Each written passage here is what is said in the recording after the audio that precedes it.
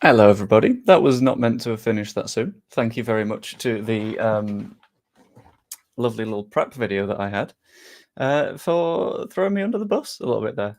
How are we all? I was just doing a little bit of setup things. But we seem to have begun the stream early, and that's okay. That's fine. That's all good. How are we all doing? I'm hoping positive, happy. I know that after Leeds don't win a match, things tend to be a little bit sad, but I'm weirdly not feeling that right now. I'm feeling somewhat okay because of reasons that I will get into as we go. But as you can tell, I was very much hoodwinked, bamboozled, messed with by the fact that my prep video ended earlier than it should have. So I'm still putting a few little bits and bobs together, including finding the FB ref page for the match. There we go. Cheeky little bit of a match report with a lot of information. I mean, FB ref is fantastic. Fine, the season's a marathon, not a sprint. This is where I'm sitting as well. I think we're probably going to be okay. But this is why we have these conversations, because we know that there are people that are less patient when it comes to Leeds United. Patient is a kind way of phrasing that. Let's get everything sorted, because it's not the way it should be as much as it should be. There we go. That's a little bit nicer. Yeah. Basically, Leeds 3, Portsmouth 3. Would have preferred it to be a little bit of a nicer match for us. Would have preferred us to have scored in the hitting the bar unending amount of times. Joseph did miss a massive chance, and Nonto did at points. Aronson at the end hurt, and I did think that Grove one was going in. But there are things to be positive about. And you guys know me. You guys know that I do like a bit of positivity. So we're going to talk about some of that positivity throughout this little live stream. We're going to have a nice big discussion. We're going to talk about the various bits of news that are flying about at the same time. But we'll do the match first, and then we will do the transferring news. And then that'll all be fun and nice and dandy and stuff. Plus, this time, I'm actually allowed to have ads running, because I felt like such a dick when they would like run themselves during the watch along. I was like, no, people are watching the football. That's not on. Whereas this way, it just deals with it a little bit, doesn't it? So, the basics. Nice little cheeky 3-all draw. When you're looking at that, you're thinking, well, you know, honestly, Leeds should have done better. I can't believe we conceded 3. And this is where we get to the complicated bits. So, your face yesterday when JT and Joe were going, it was like kids watching parents argue. At that point, I was popping messages in the chat to Max being like, do we just let them keep going, or do we hop in here? Do we sort of get involved? Or do we leave them for like 5-10 minutes? Right, let's pop the cheeky little banners together. So, we're going to start from the back. And we're going to start with the defending. And the defending, I think, for the most part, was pretty good. Because, and the average sort of, I'll be talking numbers and stuff. Yes, JT is back. Were you not in that stream? Yeah, JT has returned from whichever hole in London he fell into. But we'll start with the defensive stuff. And the defensive stuff, for the most part, I was very, very happy with. Because we had the nice centre-back pairing. Strauch looked deliciously good, both in terms of his ability and in terms of being the big, sexy pirate. And he combined really well with Rodon, I think, to make that sort of nice, firm, solid centre-back pairing. I don't think they were paired that often last season, because early in the season, Rodon was a little bit more rotational. Strauch was injured for a lot of the back half of the season, so them playing together was relatively rare. But you combine that with the fact that they had Ethan Ampadu sat in front of them, and in possession, I think we did something a little bit interesting, but I'll get into that in a minute, because that's more midfield stuff. But Aronson was happy to drop in and do a lot of that defensive work at the same time, which I think was pretty fun and good and stuff. A lot of people's issues came from the fullbacks, which I completely get. I think Firpo defensively was completely fine, by the way. I don't think we conceded many, if any, opportunities down that side, and I think that was really quite good for us. That was nice and comfy and cozy, and I didn't have any issues with that. The point where you start to get occasional bits of issues was looking in Bogle's direction. Because in theory, the way that looking throughout pre-season, building into this, the way that it would have worked was you got Ampadu dropping into that back line when a Bogle is bombing on, when a Firpo is bombing on, to just provide that little bit of cover and a little bit more balance and make sure that we're not getting over one towards the back. This time, a little bit different. This time it was quite Bogle getting trapped up the pitch, and that was a fun hiccup. And that happens, that's fine. It's just the fact that they led to actual big problems. And I wouldn't mind. We play fantastic in the Tim Pot warm-up practice matches. How do you mean? I will get into that shortly. I'm just doing a quick look at the match yesterday, and then I'll dive into all that sort of stuff. Honestly, wouldn't be surprised if Byram starts out of Bogle next league game. I would be very surprised if he starts the next league game. Because I think, looking at the issues, you've got the conceded chance for the goal, which, yeah, sure. I'm going to put the concession of the chance on Bogle, because Bogle is a couple of yards behind the defensive line. If he steps up there, those two players are offside and it isn't a problem, or they're not even there in the first place because they're trying to follow us up. Combine that with the fact that Meslier had an absolute stinker when it comes to trying to stop that. Not ideal. Not ideal in the slightest. Hello, Arlo. Not Arlo, Iris. How are you? Come on, come up. There we go. Iris has decided to take part in today's stream, which is quite nice. All these TV said Bogle didn't win any aerial balls. The fun thing is, I've got all the numbers in front. I can check that. Let's have a look. Would it be miscellaneous stats? Aerial duels. That is just wrong. Because Bogle won 3 of his aerial duels. Admittedly, that's out of 8, and you'd expect him to maybe win more, but he was winning a few. Like, relatively, you'd think he should have won more, and I think that's the point being made there, but he did win a few. Like, it's not like he just wasn't there. Yes, hello. I've just realised you can't really see Iris, but that's okay. Yes, come on. Come on, girlie. Hold on, I might need to... You want to come and make biscuits? No? Okay. Yeah, I think Bogle did win a good few, but he should have done a little bit better with them. Just to get us nice and clear and safe and happy, but that didn't happen. That's okay. But I wouldn't be starting Byram over him, just purely based on what Bogle gives us going forwards is really, really strong. And it would be, I think, an overreaction to take someone out of the lineup because of one match. I mean, compare that with what happened with Cody Dramit before. That was a nightmare. But the difference between friendlies and yesterday's the refereeing so many fouls let go. That I found interesting, right? Because one of the things that annoyed me quite a bit for the second goal, I'm not going to complain about the goal itself. Thunder bastard.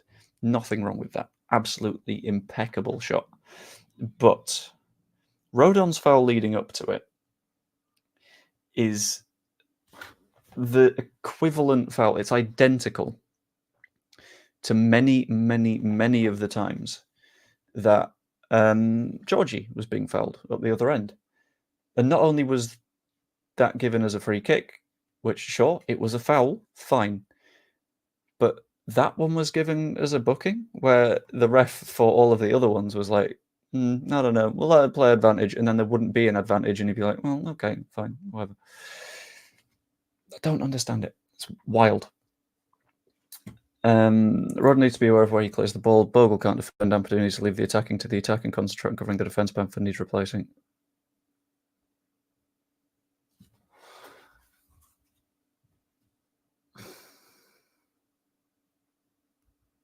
I would like to know how you saw that match yesterday and then you decided to list a bunch of problems and one of the people that you thought was one of the biggest problems was a centre forward that was on the pitch for 12 minutes. I'm just right. Just look me in the eye, directly in the eyes. Okay. Bamford was on the pitch for a grand total of 12 minutes.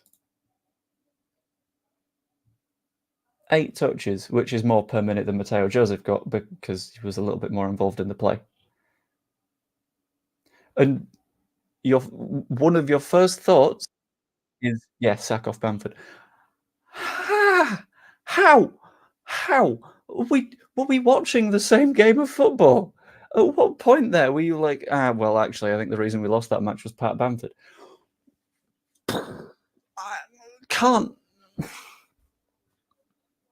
The rest of your comment, fine. Rodon, yeah, clearances, not fantastic. Bogle got caught out of position a couple of times. Sure. Ampadu needs to leave the attacking to the attack and concentrate on covering the defence. That's what he was doing for most of the time. In fact, I'm going to bring up SofaScore right now and have a look at the Portsmouth match and have a look at the average positions. Because of the wonderful things he does. No. Because if you're looking at average positions and Ethan Ampadu is here, I don't understand how that is apparently saying to you that Ethan Ampadu spent too much of his time high up the pitch. This is his heat map for that game. Very heavily in our own half. 1 touch in their half, and it was a header that was on, well, it wasn't on target, it hit the bar. But I don't...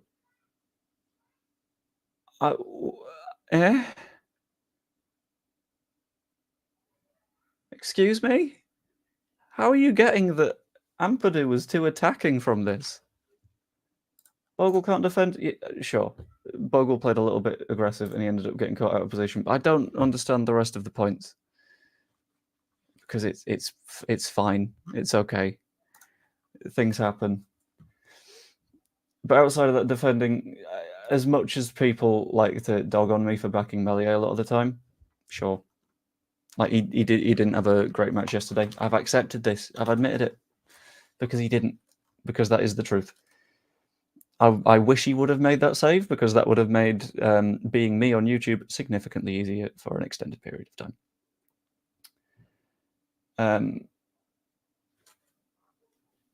KG not a fan of Bamford. Try telling him with your facts that KG's eyes are wrong. I'd love to watch that debate. No, that's not the point. The point is more people have been telling us to not have Bamford starting football matches, and then Bamford doesn't start a football match, and someone's still like, you see, it's his fault. You got what you wanted. You got a Mateo Joseph start. I don't... What more could... Also this, yeah. And his movement, pretty good for the one that Aronson should have put in as well. But we're talking defending, but we've talked defending. Bogle, not quite good enough, got a little bit too caught high up the pitch. There were potential issues with Furpo sometimes weirdly getting caught in like the number 10-y spot, and it's like, I kind of get what we're doing, but we need to make sure that we're covering it defensively. That's fine. But there was a little bit of a weird issue that I noted when it came to midfield stuff.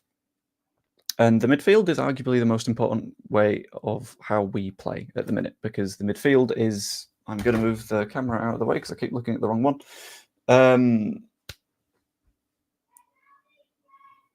But the thing with the midfield was you got 2 players in there. You got Gruev and you got Ampadu. We'll talk this like verticality of the pitch. Ampadu spent most of the season at centre back here. Gruev spent most of the season defensive midfield, about here. Now, this season, we're both saying wing-backs are going all the way up the pitch. Fine, that's all good. That's what the wing-backs that we have signed can do. I've got no issue with us committing to this. But at the same time, to cover that, you got Ampadu dropping in. And at the same time, you're saying that the midfield needs to have more goals in it, which means you've got Grove pushing up, which means that you've got this gap where there previously was midfield. And it feels like that's been a little bit destructured by the way that we're doing things at the moment. And there's a little bit of me that thinks maybe another number 8 in there would work, but then you're potentially balancing things a little bit wrong, you know? At least I think that's the way that I'd phrase it. Basically, the balance of the midfield goes a little bit funky when we've got Ampadu dropping into cover and we're trying to attack, because it's like in transition, there's not really much left in the middle to deal with things. There's no one doing what Grove was doing last season because things have sort of swamped around a little bit. Swamped is a fun word. I'm going to keep using that.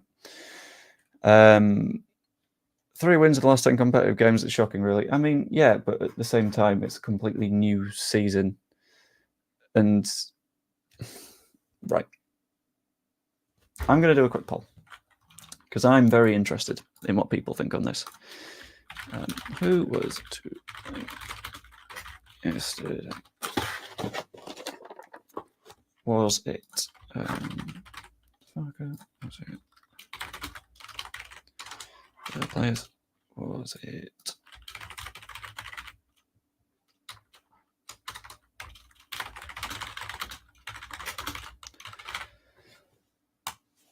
There we go.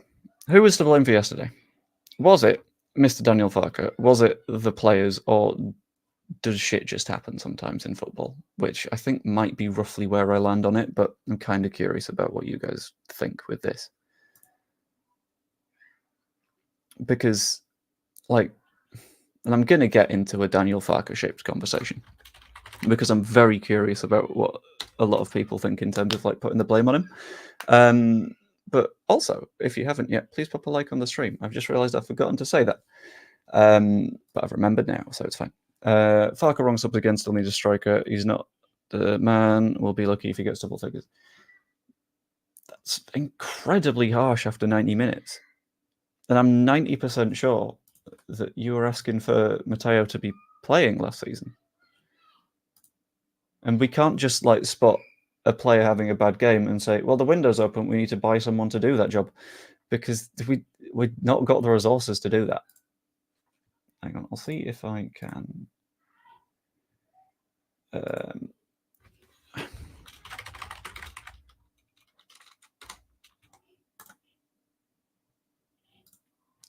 don't think I can find comments by person, which is a shame. No, wait, I can.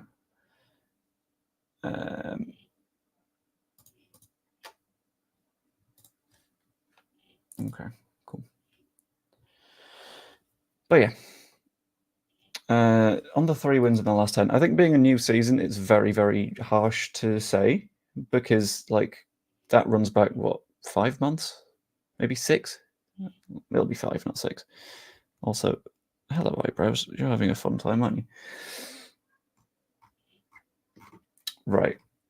Okay. Fuck it. I'm diving into this bit immediately. Right. So, what is the job of a manager? In the world of football, what is a manager's job? And this isn't me saying to get results, because to get results is the most broad, open, vague thing you could possibly say. What are the steps that they take, the actionable things that they do to get said results? Because when you're saying to get results, that's a goal. That is a target. That is not something that you can just do. There's no button that you click that goes, results gotten, brilliant, fantastic, wonderful. What managers do is they pick a side, they create a tactical shape and formation and structure, and they send out the right players trained in the right way to try and get those performances done. Now, I'm going to do a very, very, very quick screen share. Here we go. Leeds versus Portsmouth match report. So, when it comes to what a manager can practically affect, that is making sure there is a system that works and doing everything they can to make sure that that system fits together and effectively does what it can to win. In essence, the bit that a manager is responsible for is the XG. and I have said this last season, I have said this the season before, the expected goals is the part that a manager can do something about, because that speaks to systemic stuff. That speaks to how good you are at creating chances. That speaks to how good you are at preventing chances at the other end. That's the thing. That's what managers can do. And even then, it's affected. So, for example, I wouldn't blame John Mousinho for 0.8 of RXG, because that was us gaining a penalty. I wouldn't blame Farke for 0.79 of their XG, because that was them getting a penalty because Bogle was an idiot. Sort of. I'm still not convinced on that penalty, but it's fine. It looked like it was 50-50 between the two of them, but whatever. This is the bit that a manager can do something about. Now, the fact that in the first half we hit the bar 3 times in 5 or 6 minutes, it's not Farke's responsibility to walk on the pitch and kick it into the back of the goal himself, is it? Because he can't do that, because that's not how it works. Daniel Farke isn't the one that missed at the last minute. That's Brendan Aronson, who genuinely, I think, didn't have too bad of a match. He was only on for a little bit, but the fact that he managed to score and get himself in the position to probably score the second time, great. I don't understand the takes that are like, yeah, we played like shit. We didn't. Look at the match. Look at the number of times it was like, well, we've hit the bar, and the keeper's made a really good save there, and Georgie's had a shot, but he's hit it directly at him, and Joseph's had a shot and hit it directly at him, and Nomto's done the same thing.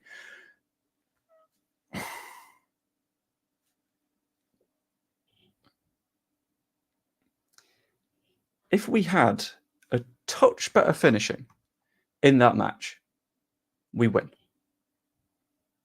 If Mellier's wrists don't turn into Play-Doh, we win. If whoever scored that second goal doesn't have an absolute fucking worldie, we win. At the end of the day, football is a roll of the dice.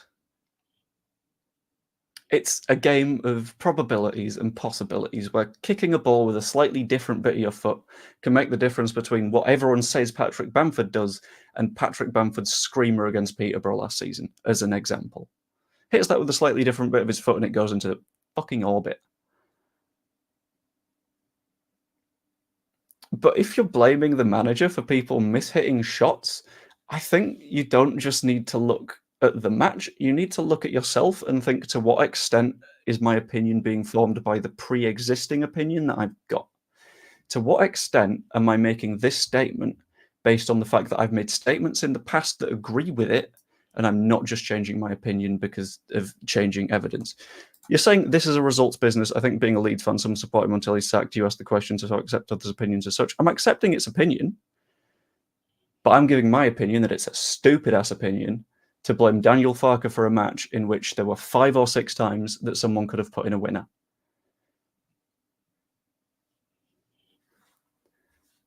That's the thing, basically. Yeah, on a different day with those chances, you win 3 or 4-0. Not even 3 or 4-0. Like, we could have scored 6 or 7. And I'm blaming Meslier for that goal, because that was on him. And I know that goalkeepers have a lot of development to come, and I genuinely think that for his extended period in the side, Mellier's not been too bad.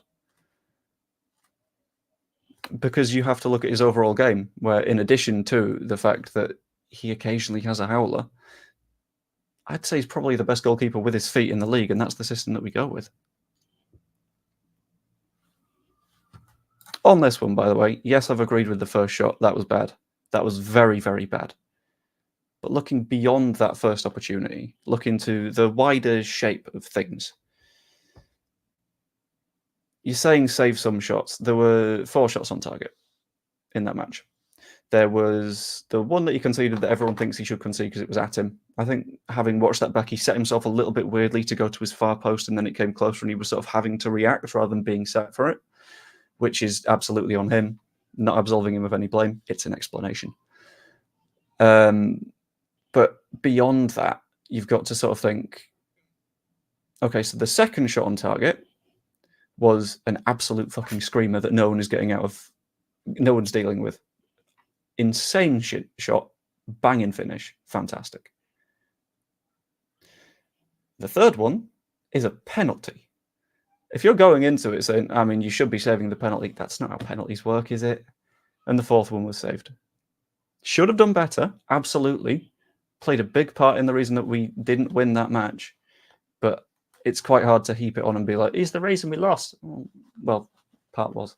But saying that he's like the sole issue and needs immediately replacing, like, look at our other goalkeepers. We've got Keynes, who was in League Two last season. We've got Darlow, who every time he plays, we're shit scared of him. Yeah, not ideal. I think your take on Bamford's ridiculous, but I accept it's your opinion. Which take on Bamford? The take that he played 12 minutes and expecting him to be absolutely insane? What did you want from 12 minutes of football there? Yeah, I know there's issues. I've just said that there's issues.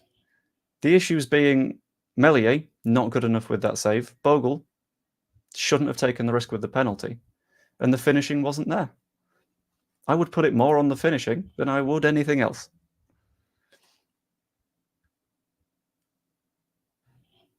Genuinely confused why some support Leeds. If you go to a game and there's no risk of losing, what's the point? Where's the tension? Yeah, I mean, like, going into it, I comfortably thought we'd win.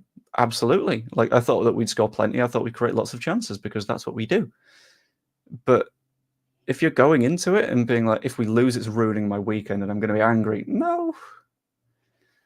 I didn't hate that match that we played at all. I wish we would have won. I would have been very, very happy if we would have won. But at the end of the day, football's entertainment, you know? Football is something nice and fun to watch. And if you're coming out of a football match after you have had an absolutely incredible game of football in front of you that was entertaining from start to finish, and admittedly we were invested in one side, we would have rather one side won. But if you come out of that going, I'm really angry right now, then it's turned from I watch football because it's fun to I watch football because it's an addiction. And I think one is a slightly different thing to another.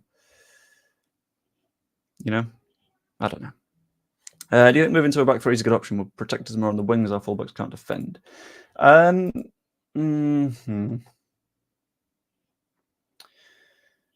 That runs risks of its own, though, and I think we kind of did play a back three because there were a lot of periods of that match where Ampadu was functionally dropping in and playing as a centre-back, at least when we were in possession. I mean, it's a question of, do you want three in possession or three out of possession? Because in possession, we're already doing that. Because when the fullbacks bomb on, you've got Ampadu dropping in, making it a back of three. If you're saying in possession, then kind of already is because he's hovering in that space in front, stopping the chances getting through to that back line in the first place, I'd say. In fact, a sack of hours ruining your weekend, questionable. Yeah. Like, I woke up this morning, I was feeling quite happy. I was all good. Nice and jolly. And the fact that there's a lot of people that are distinctly angry at various footballers. It's like, well, come on. You've got an entire weekend. Don't let it ruin that because we played midday on a Sunday. I think Bamford's crap, nothing to do with yesterday's game. I think all Leeds fans can take defeat. We should be used to it by now. But that's the thing. A lot of people seemingly can't. And we didn't even lose. We drew with a last-minute equaliser. And that was nice. That was fun. That was happy. And I have been sad at games of football. After the full-time whistle at Wembley, I sat and I just stared at the pitch for a few minutes because I was trying to process, A, being in the Championship for another season, but B, what the online responses would be, because Jesus,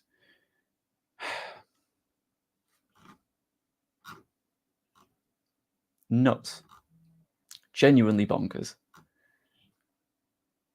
I don't know. If Bamford missed the chance, Joseph missed people, beat his throat, but people excuse it's his first game, which the same people that will win the Golden Boot. Expectations are too high. Yeah, I mean, at the end of the day, everyone that's on a football pitch is a person. And that's how people work. Occasionally you make a mistake. Things happen. It's fine. Is Rodon injured? I saw a lot of discussion around this, and apparently it was bollocks. I'm going to pop open the specific quote, what I found. Yeah, there were weird reports after the match that Joe Rodon had been rushed to hospital following a 3-3 draw. Such rumours circulated on social media after a user posted to say that he was a concern, didn't look fully fit in the first match of the new season. Yeah, that's bullshit, essentially. Addressing the rumours, Smith said that Rodon was fine after the aftermath of a frustrating result for the Whites, and the Welshman was seen dropping to the ground in disbelief after Brendan Aronson's last gasp miss. He was fine, basically. No problem. Uninjured. He looked a little bit sluggish, but I think that could be a case of just having a bit of ring rust before a season, because that's kind of normal. Like, if you hadn't done your job for 2.5 months, you'd be a little bit off the pace. I think everyone would. But that isn't quite a controversial enough statement, so don't believe social media. Yeah, pretty much. This is why I've gotten to the point of making the videos that I've made in the past that are like, find a source that you trust, listen to them. Don't listen outside, because that's stupid.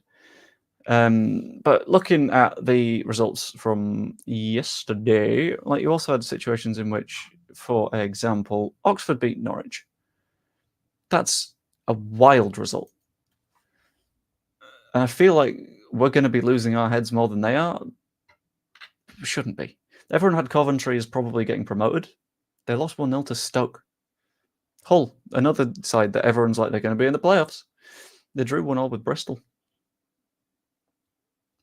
I am and always firmly have been, when these things happen, in the camp of shit happens. And it's fine. Like, drawing isn't good enough this year. I mean, we're saying that, but last season, Ipswich drew 2 consecutive matches against Rotherham and Birmingham, who both got relegated. If you're saying that you're not allowed to draw a football match, it's the second best result you can get. That's it. We drew 3-3 with a last-minute equaliser, and we're saying we're doomed. The promotion run is over. It's finished. Burn the ground. We don't need it anymore. We'll play at Guiseley. Just stop. Come on. Let's be sensible. A draw is fine. I would rather a win. A win would have set the season off to a bloody good start. But, like, referring to, like, marathon versus sprint, 46 matches in a season. That's like the first half mile-ish of a marathon. And you're basically saying we're in the middle of the pack. Why aren't we winning? It takes time. Jesus. You don't just come out of the gates like full sprint, like, we're going to win. I mean, it's okay. You can sometimes draw a game of football and still get promoted. There's also a game we could have lost at football for you. Best coming away with a draw than a defeat. Yeah, absolutely. I've seen a few people like screaming at Aronson and saying that he shouldn't have come back. And it's like, he scored the equaliser. We've got a point because of him. Admittedly, would have preferred to have had 3. Would have been nice if he would have finished that chance. But he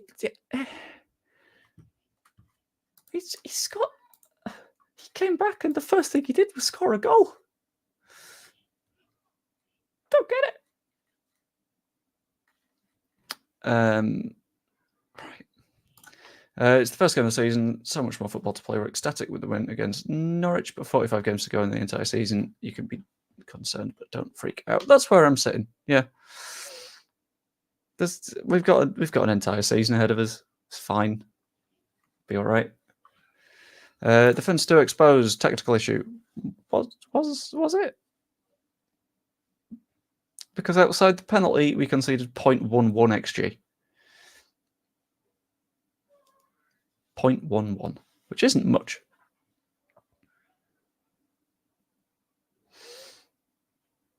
Penalty, sure. Bad mistake. That's not a tactical issue. 2 defenders are prone to basic individual errors. Yeah, there was a few individual concerns, but dealt with most of them. The 2 phases are so far apart. I think on that, we lean transitional is the way I'd phrase it.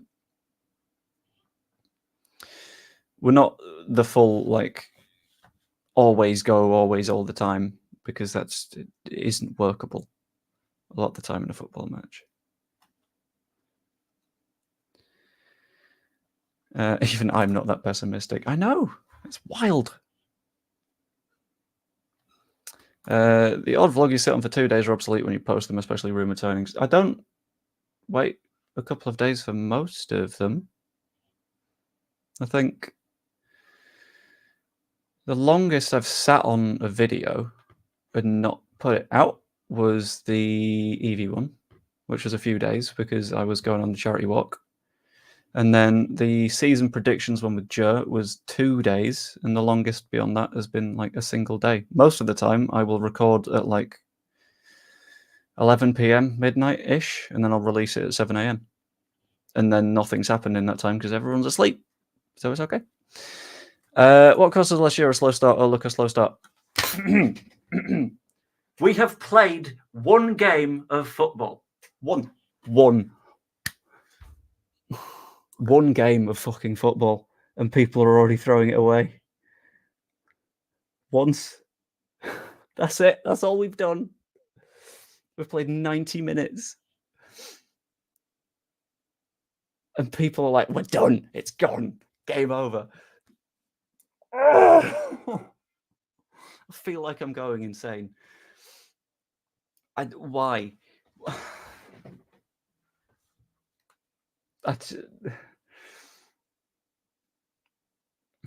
Again, on the mindset thing, I'm going to hop back to that. Football is meant to be a fun thing, yeah? Football is a fun thing that you watch at the weekends. You can catch up with some mates. Brilliant. You can watch a thing. It's brilliant. There's a community feeling around it. And when you get to the point of, we've drawn 3-3, we looked very good going forwards, and there's the occasional mistake at the back that caused it to be a draw. And when you're looking at that and saying, the season's done, game over, whatever, sack the boss, come on, grow up a bit. Remember why you got into football. Like, you didn't get into football as like an 8-year-old walking into the ground and seeing that massive pitch in front of you and getting excited for the match that was happening and go, yeah, well, if we don't win this one, I hope they sack the boss and get 7 more signings. Fuck me. Just have a bit of fun. And if you don't, look at why you're not.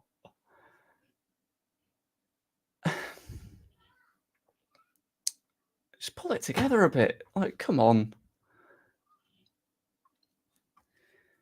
Early days could have been a total disaster. The players took in at the end, got a result. Should have been a win. We should have wrapped it up in 5 minutes. Yeah.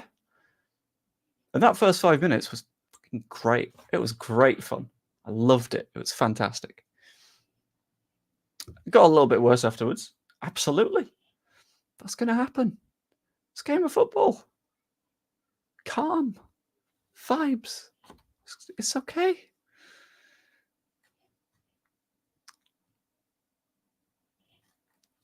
He blew it, missing the target. Typical Aaron to never see him strike a perfect shot in anger. He scored 2 minutes before that. 2 minutes.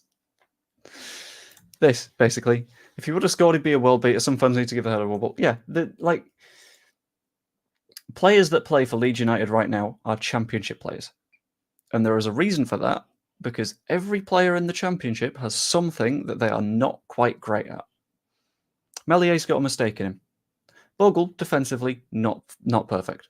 Ritter's finishing isn't ideal. Nonto's temperament is a bit wild. The fact that we're expecting like players to be fucking machines, it's not realistic. People will make errors, and that is okay. Look at the entire package.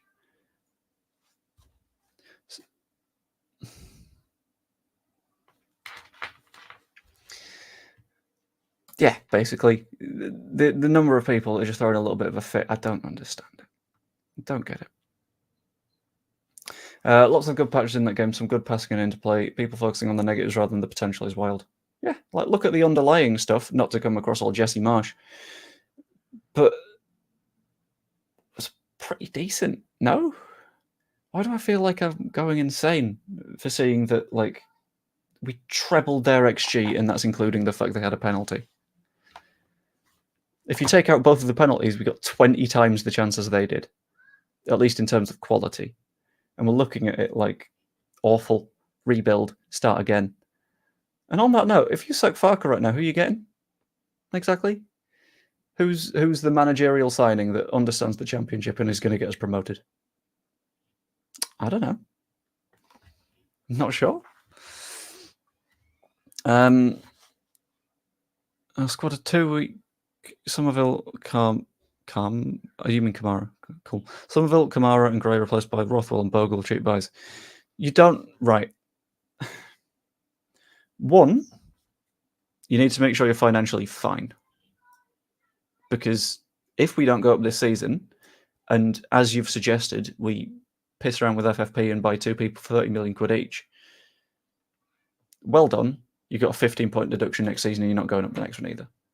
2, what are the players that are going to come feasibly? Because the amount of people that were like, let's just sign Gabriel Sara. He has got an offer from a Champions League club. And he did go to said Champions League club, as much as I don't like acknowledging them. You know? Don't know. On this one, content creators should take part blame for bigging up Leeds, leading us into a false feeling of insecurity. Form your own opinion, then. The fact that I'm feeling kind of positive about the season and looking at the squad and thinking we've got a genuinely very good squad. Because we do.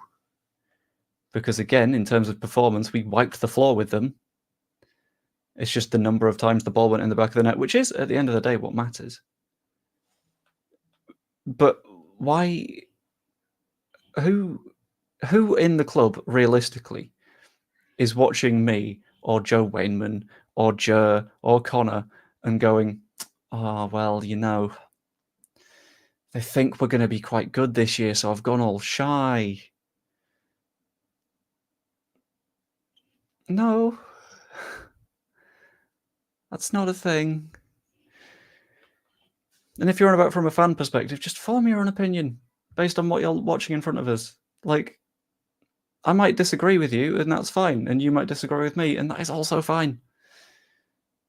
It's okay. Why do you always bring up Jesse Marsh and put him in a bad light? Because he had us firmly on track to be relegated. And in this case, I was doing a joke because he always talked underlying numbers, and for a minute there, I was talking underlying numbers. And painting him in a bad light, by the way, is completely fair. He deserved it because he wasn't very good. The reason he had a job for an extended period of time was the fact that he beat Liverpool through some Somerville excellence, and he beat Bournemouth, again, through some individual excellence. That's why he gets shit. He wasn't very good. Pyrrha's a machine, play him. He doesn't do crossbars and excuses. 1 second.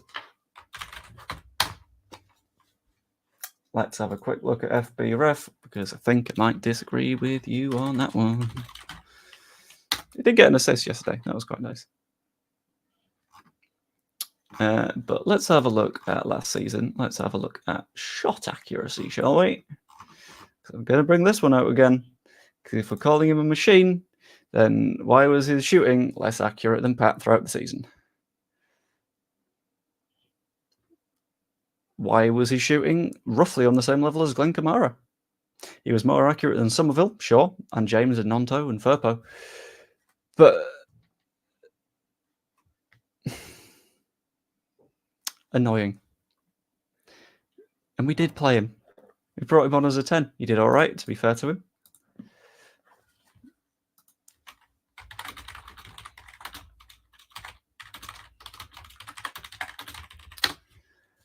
But, yeah. I don't know. Fark saw the potential of Grove will start this season. I think he'll keep starting. There's no real need to drop him. Like, he's fairly decent. He knows what he's doing. I think the problem with fans sometimes is they look at content creators and see them as something more than fans with a camera. Yeah, that's it.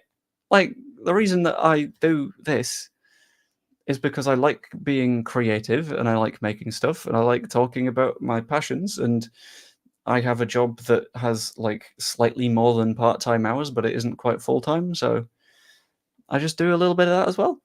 At the end of the day, if you look at my like old stuff, I am dude with shit webcam. And the fact that I am now dude with microphone and borrowing his wife's good camera.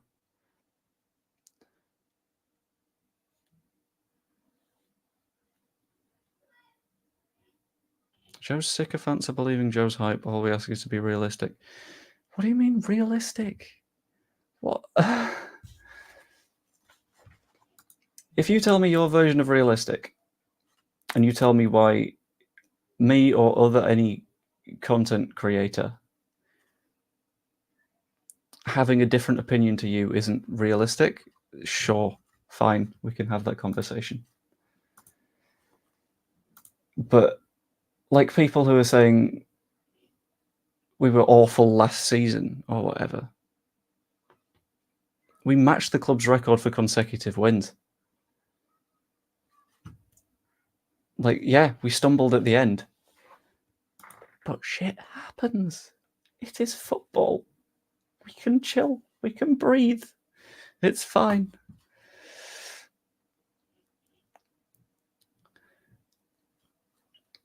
I don't know. I don't understand why everyone is taking it as, like, game over. As we're screwed. When we drew a match that was quite a fun match, I'll be honest, and made a couple of individual errors. And people are like, it's the worst thing that's ever happened to Leeds, this. No, it's not. We're okay. I mean, don't think and say Leeds are going to stuff teams every week. I'm just going to have to do this again, aren't I? And this is going to be a dramatic reading. 67% of the ball. Half as many inaccurate passes as the other side. 21 shots, 9 of which were on target. Fewer fouls than the other side, fewer yellow cards than the other side. More aerials won than the other side, more interceptions than the other side. Twice as many touches as the other side. And expected goals of more than 3, compared to 0.9. What part of saying in advance of a match we are going to do really well against a team doesn't suit that? The performance was fucking excellent. Really good. The performance was great. What people are looking at is 2 individual errors, and based on that being like, throw the whole system out. Get rid. It's useless. It's worthless. No, it isn't. Fuck me. Just...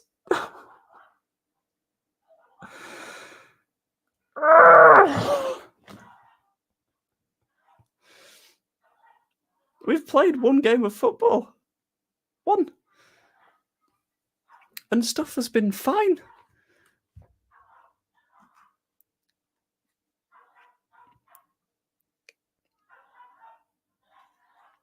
Honestly.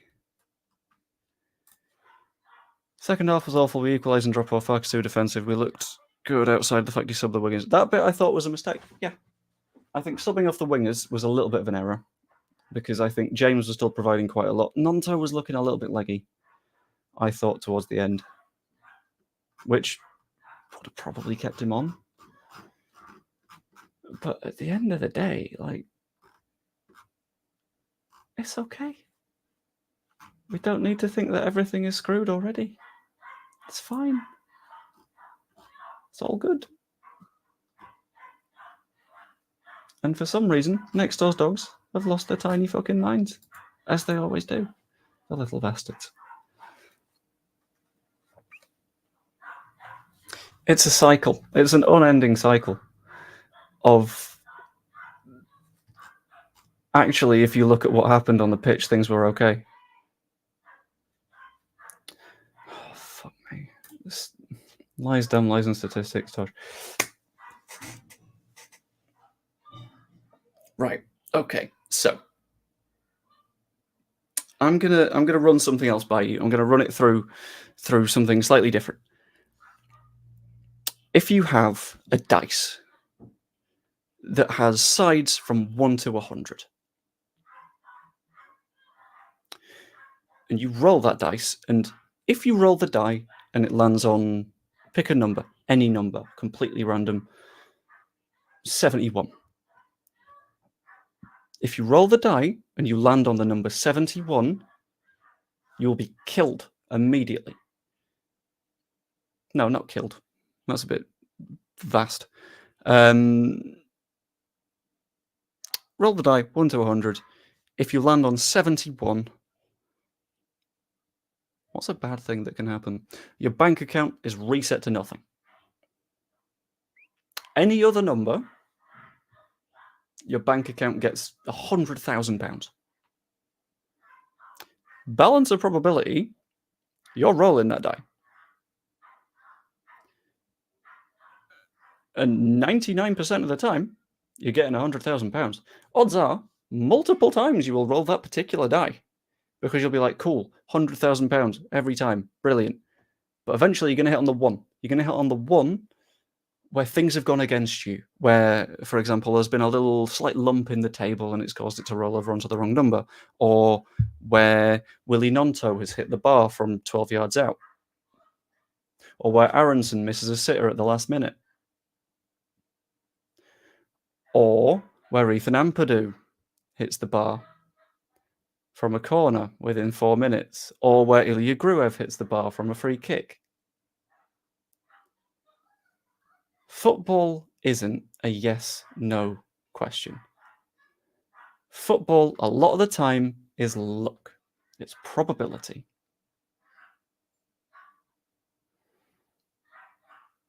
And the fact that luck's gone against us this time doesn't mean that everything else needs to go in the bin. Because you would have still rolled that die. And I fucking promise you, if Aaron scores that goal in the Aronson scores that goal in the last minute, you're not saying this right now. You're not saying it all needs to go in the bin. You're saying good result with a couple of mistakes that made it closer than it should have been. That's what you're doing instead. And yeah, it is about being clinical. And I'm not saying that everything is fine. I'm not saying that there are no problems. I'm not saying that what the fuck, everything is great. What I'm saying is the folks that are like, the future's doomed. No. The finishing was a bit iffy.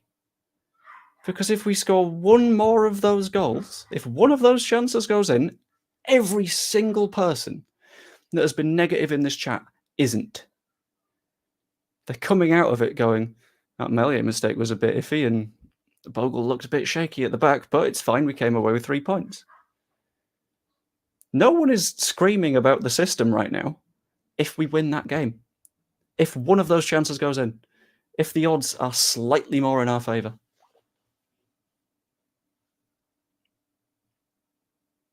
But because those shots either hit the wrong bit of the bar, or it came off the wrong bit of Ampadu's head, or Aronson kicked the ball a bit wrong, everyone is saying that, like, the whole thing's screwed and we need to bin it and start over?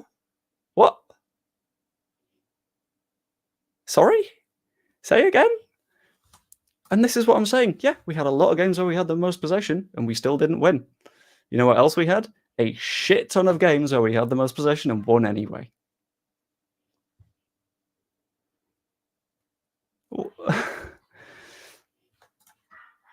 There's this as well.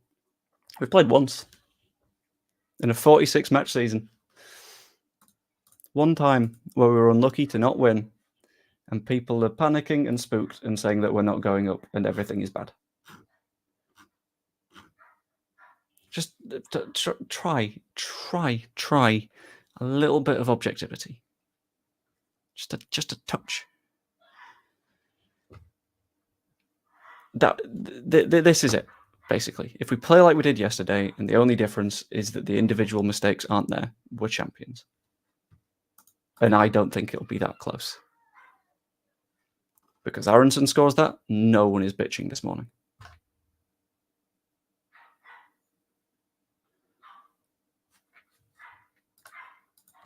Joseph scores shortly after Nonto does in the second half. No one is losing their minds. And that's it. I don't even know what you're talking about with chimp paradox. I don't know what that means.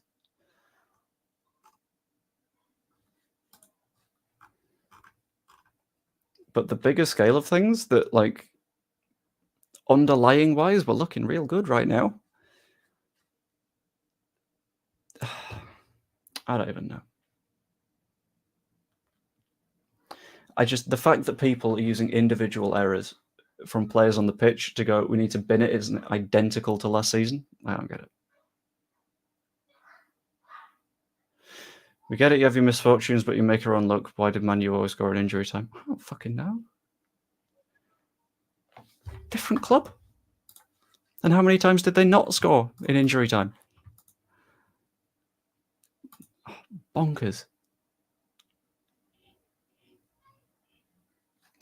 How do you think we line up in the cup since it's 2 games before a league game? Ooh, it's a complex one, actually. I would... People letting emotions over all brands. I get you. Right, okay.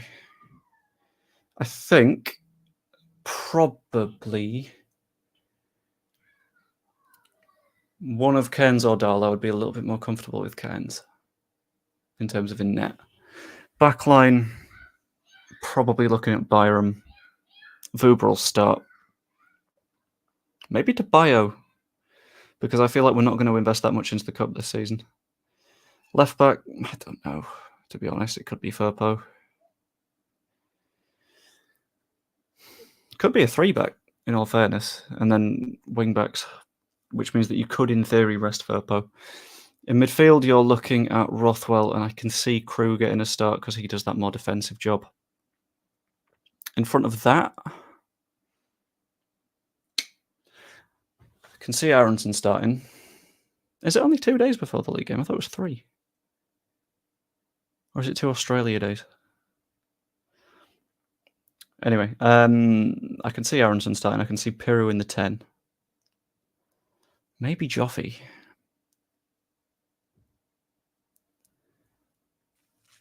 And then someone else. I don't particularly know who. Harry Gray. No, he's broken. But yeah. Going to end the stream in a mo. Still think 3 at the back would be best for us. I think in possession, that's already what we're doing. And it's a question of, do you want to do that out of possession? And if so, who from that front line do you sacrifice? Because I get you. I get where you're coming from. But it's a little bit tricky. A little bit tough. But I think I'm going to end the stream in a minute, because I was aiming to go for about an hour, and it's been 58 minutes. So if anyone's got any more questions, chuck them in the chat.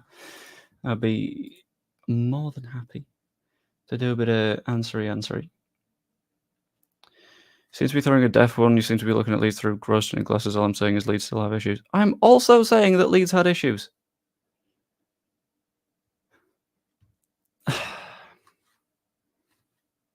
You know, when I personally am saying that Meslier made a stupid mistake, I'm accepting that there's issues. Because you know I quite like Meslier. And there are issues. Yeah. Not denying that even a little bit. All I'm saying is those issues aren't fundamental and a sign that the club is completely broken, which some people seem intent on doing. I do not understand it. It's a little bit wild. I don't get it. Yeah, 3 at the back, I can see working. But it's a question of like who you rotate out to make that system work, kind of thing. Thoughts on recruitment? I can't see why we're in for that defender from Chelsea. Had a quick look at his stats and stuff, and heat map and things. But as far as I've seen, this is also true. But in terms of the defender from Chelsea, he is a centre-back, but he plays primarily on the left-hand side.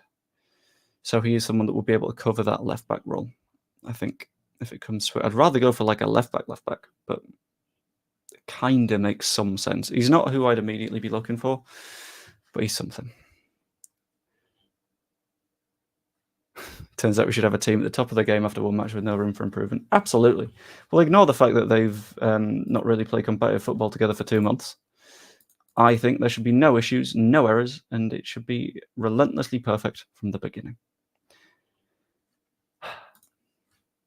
Anyway, I have to go around to the in-laws now because I'm going to make a nice roast dinner, and it's going to be absolutely delicious.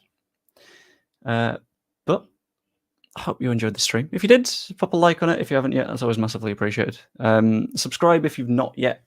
That is always also massively appreciated. I'm aiming for 5k. I wonder when do I say? Because I can't do it by the end of the transfer window. That is borderline impossible. But yeah. Either way, hope you enjoyed. Like, subscribe, even be a channel member if you fancy. That's always great too. And I shall see you later. Ta-ra.